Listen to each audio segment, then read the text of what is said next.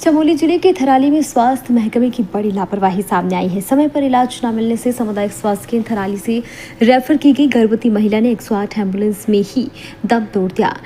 कर्णप्रयाग अस्पताल पहुंचने पर डॉक्टरों ने महिला को मृत घोषित कर दिया। परिजनों ने अस्पताल प्रशासन पर लापरवाही के आरोप लगाते हुए कार्रवाई की मांग की है।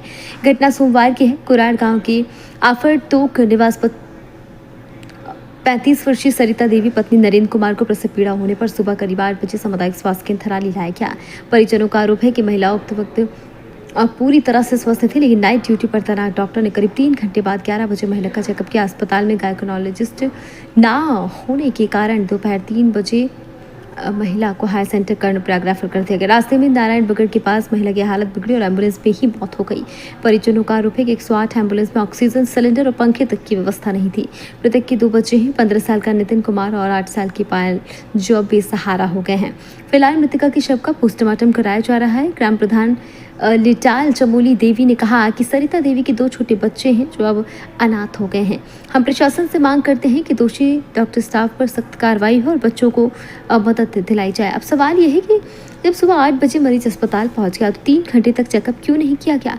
रेफर करने में 7 घंटे की देरी क्यों की गई और 108 जैसी इमरजेंसी सेवा में ऑक्सीजन तक क्यों नहीं था? स्वास्थ्य विभाग की इस लापरवाही ने एक मां की जान ले ली और 2 बच्चों से उनका सहारा छीन लिया। अब देखना होगा कि जांच में क्या कुछ कार्रवाई की जाएगी। सभी तो हो सकता है। आप हमें समझा सकते हैं, लेकिन इस बॉडी का मैं क्या करूं? आप बताइए ना, मैं ट्रेनिंग छोड़ के आया हूँ आधे से। आप किसमें हैं? मैं यूआरडीबी में।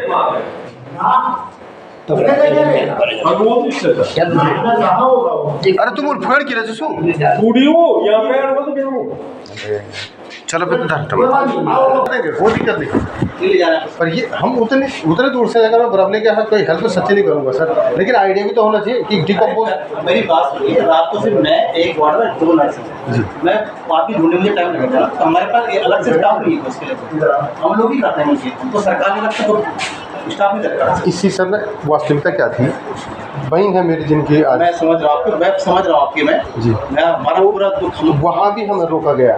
जिस डॉक्टर ने रोका वो गायनोलॉजिस्ट नहीं था, फर्स्ट तो ये था। दूसरा, अगर उन्होंने रोका है तो किस बेस पे रोका है? क्योंकि जो अल्ट्रासाउंड रिपोर्ट है उसमें बच्चे का जो दिखा गया वो उल्टा था। अगर बच्चा उल्टा है तो डॉक्टर सजेस्ट करता है कि आप फर्दर किसी अच्छे हॉस्पिटल में जाएं।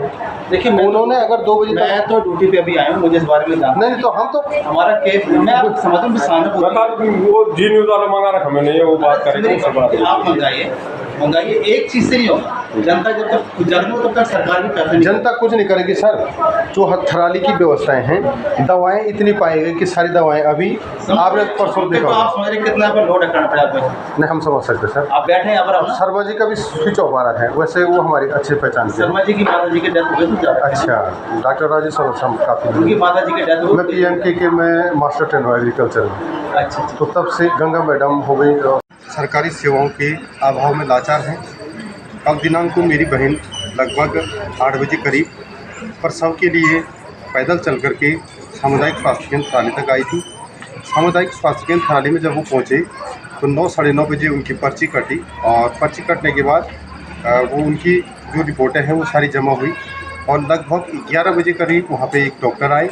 डॉक्टर ने बताया कि आपका जो पेशेंट है ये नॉर्मल है, इनकी डिलीवरी नॉर्मल होनी है और ये सामुदायिक स्वास्थ्य केंद्र थराली में ही हो जाएगी। लेकिन जैसे ही टाइम बीतता गया, 11 बजे से 12, 1 और 2 ढाई बजे तक वो प्रसूति को लगभग परेशान करते रहे या यूँ कहें चेकअप करते रहे। इतने प्रोसेस हमें पता नहीं है, लेकिन जब वो 2 बजे तक लास्ट टाइम पे उनके जो पानी का एक थैला होता है वो फट गया और बहन किसी प्रकार से प्रसव नहीं हो पाई। मैं उनका भाई हूँ, मेरा नाम पप्पू सोल्याल है, मैं विशाल से बिलोंग करता हूँ। बहन की शादी लेटाल में हुई है, उसकी उम्र लगभग 32 वर्ष है और ये तीसरा बच्चा उनका था। और जब समस्या ये हुई तो वहाँ पे थराली में आकर के डॉक्टर ने ज़बरदस्ती उनको रोकने की कोशिश की। मेरी माँ उनके साथ थी, माँ थोड़ा अनपढ़ है। माँ ने समझाने की कोशिश की कि यदि आपसे प्रसव नहीं हो पाता है तो आप क्या करें कि इनको रेफ़र कर दें, लेकिन उन्होंने मेरी माँ के साथ धमकी भरे शब्द यूज़ किए। बोले, बुढ़िया तू क्या जानती है, तेरे को कुछ पता नहीं है, ऐसे केस हम 50 झेलते हैं और 50 केस को हम इस प्रकार से झेल रहे हैं, हम इसे सुरक्षित प्रसव करा देंगे। और अंततः 2:30 बजे तक जब उनसे प्रसव नहीं हो पाया तो जब बहन जब तक बहन में ताकत थी तब तक बहन जोर लगाती रही। उन्होंने बहुत पुश किया, बहुत परेशान किया, और जब बहन प्रसव नहीं हो पाई तो लास्ट टाइम पे उनको 108 के अंदर बिठा करके भी एग्ज़ामिन किया, बहुत परेशान किया। और जब उन्हें लगा कि अब ये आउट ऑफ कंट्रोल है तो उन्होंने 108 पर बिठा करके उसको रेफ़र कर दिया। और वो जैसे नारायणनगर पहुँचे और नारायणनगर में आधे रास्ते में ही उन्होंने कर्णप्रयाग के लिए आ रहे थे और आधे रास्ते में उन्होंने दम तोड़ दिया। जब हम यहाँ कर्णप्रयाग पहुँचे तो मैं ऋषिकेश में किसी ट्रेनिंग में था। वहाँ से जब मुझे फ़ोन पे विदित हुआ तो मैं गाड़ी बुक करके यहाँ पहुँचा। यहाँ से पुलिस द्वारा मुझे फ़ोन किया गया कि मोर्चरी में यदि आपने पोस्टमार्टम कराना है तो आपको अपने पैसों से आइस की सुविधा करनी पड़ेगी। तो मैं अपने पैसों से आइस लेके मोर्चरी में पहुंचा।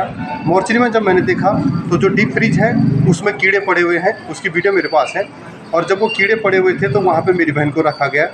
किसी प्रकार से हमने प्राइवेट तौर पे कपड़े पे लिटा करके उसके ऊपर आइस क्यूब रखी है, आइस की जो सिल्ली रखी हुई है। और अभी 10 बजने को है। अभी हॉस्पिटल से जब स्टाफ आएगा तो वो बताएगा कि पोस्टमार्टम के लिए क्या क्या प्रक्रिया होनी है, क्योंकि इस प्रक्रिया से हम भी पहली बार गुजर रहे हैं। और जहाँ तक मुझे लगता है ये जितनी भी लापरवाही हुई है इसमें सारे डॉक्टर का ही दोष है। और हम न्याय चाहते हैं कि आने वाले समय में इस प्रकार से प्रसूता को कोई समस्या ना हो, क्योंकि थराली में आए दिन ऐसे केस होते जा रहे हैं।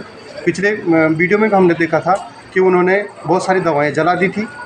इतनी दवाएं जलाने के बाद एक कमरे में पूरी सील्ड पैक अभी कमरा है, उसे खोला नहीं गया, उसमें बहुत सारी दवाओं को स्टोरेज किया गया है जो कि किसी मरीज़ के काम आ सकती थी। तो सरकारी व्यवस्थाओं में इस प्रकार की लापरवाही दिन ब दिन बढ़ती जा रही है। और आदमी की मौत होना तो लाजमी हो गया है। ये लोग समझ नहीं पा रहे हैं कि अगर कोई आदमी मरता है किसी तीमारदार पे क्या बीतती है, क्या गुजरती है। मेरी बहन के पीछे 2 बच्चे छोड़ गई है और हमारे जो दामाद हैं वो भी बुरी तरह से कल उनका रो के बुरा हाल है। अभी तक मुझे कोई आश्वासन नहीं मिला है। रात को मैंने लगातार पुलिस को कम से कम 10 से 15 बार फ़ोन किया और पुलिस का भी अभी कोई स्पष्ट जवाब नहीं आया। जितने भी कागजात हैं वो 108 के द्वारा सीधे पुलिस को सौंप दिए गए और अभी तक पुलिस ने हमें वो कागज़ हमारे हाथों में नहीं दिए हैं। हमारी ये मांग है कि कम से कम मेरी बहन को पोस्टमार्टम रिपोर्ट करके हम उस डॉक्टर के प्रति केस करना चाहते हैं कि यदि वो गायनोलॉजिस्ट थे तो उनका रोकना बनता भी था, यदि नहीं थे तो उन्होंने मेरी बहन को क्यों रोका। और आज अगर हम यहाँ पे इतनी दुविधा में हैं, इतनी समस्या में हैं, मेरी बहन हंसते खेलते हुए हॉस्पिटल तक पहुँची थी और अभी उसकी डेड बॉडी हम देख रहे हैं। हम पे क्या गुजर रही है वो हम जानते हैं। शासन प्रशासन तक यदि मेरी बात पहुँचती है तो इस बात को संज्ञान में लें और मेरी बहन को न्याय देने की कृपा करें। मेरा यही निवेदन रहेगा। धन्यवाद।